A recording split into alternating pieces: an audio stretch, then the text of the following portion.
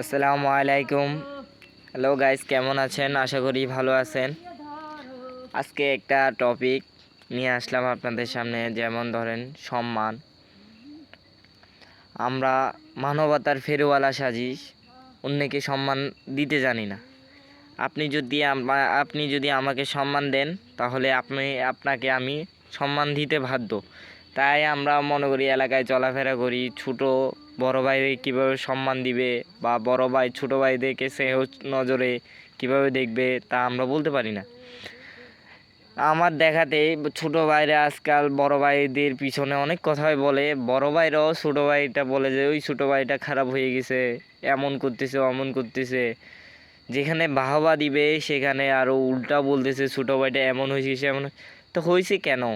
এটা তো নিজেকে প্রশ্ন করো। আপনি একজন এত ভালো বড় ভাই, তো আপনি থাকতে ছেলেটা এভাবে বকাটা হয় কেন? ফ্যামিলির জন্য, মা বাবার জন্য না।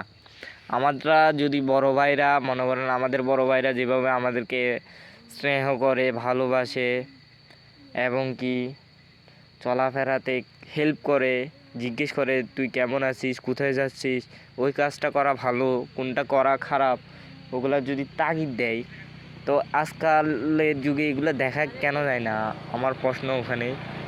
বড় ভাই, আপনি যদি আমাকে সম্মান দেন, আপনাকে আমি সম্মান দিতে বাধ্য। আপনি পিছনে নয়, সামনাসামনি জানিয়ে দেওয়া এটা আমার কর্তব্য হয়ে যায়। তো আপনি বড় ভাই মানুষ, তো আপনার সম্মান ধরে রাখবেন আপনার কাছে। এখন যদি আপনি ছোট ভাই আরেকটার সামনে, ওই ছোট তো খারাপ, ওটা তো বাজে ছেলে হয়ে গেছে, এমন ধরনের কথা বলে বিভ্রান্তিকর দুজনের মধ্যে হয়ে যায়।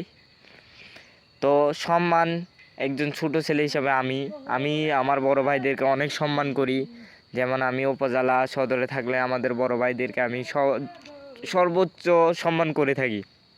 কিন্তু আপনি আমার কথা জিজ্ঞেস করতে পারেন, আমি সবারই মোটামুটি ছোট বড় সবাইকে সম্মান করি, তাই আমাকে সম্মান দেয়।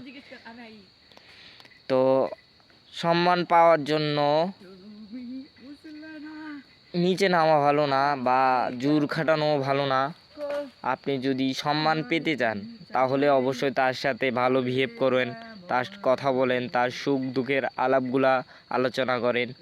সে কেমন চলাফেরা করতেছে, যদি বাজে চলাফেরা করে ডাক দেন, হুঁশিয়ারি দেন, শাসন করেন। কিন্তু সে বাজে পথে গেছে এমন, উপজেলাতে পিছনে দেখা যায় বিভিন্ন মদ গাঁজা বিভিন্ন নিয়ে ছোটো ছোটো ছেলেগুলো সিগারেট নিয়ে বসে থাকে।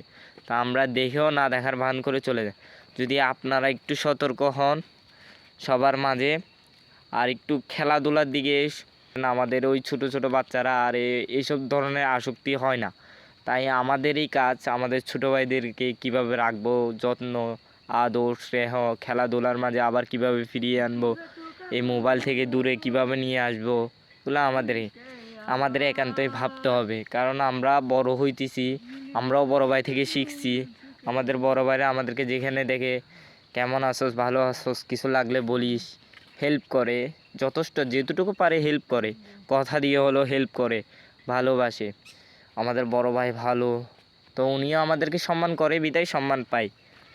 তো আপনিও আপনার জায়গা থেকে আপনার বড় ভাইদেরকে, আপনার মা বাবাকে, বিশেষ করে আপনার মা বাবাকে সম্মান করুন। আর কোনো কাজই ছোট নয়, সব কাজই।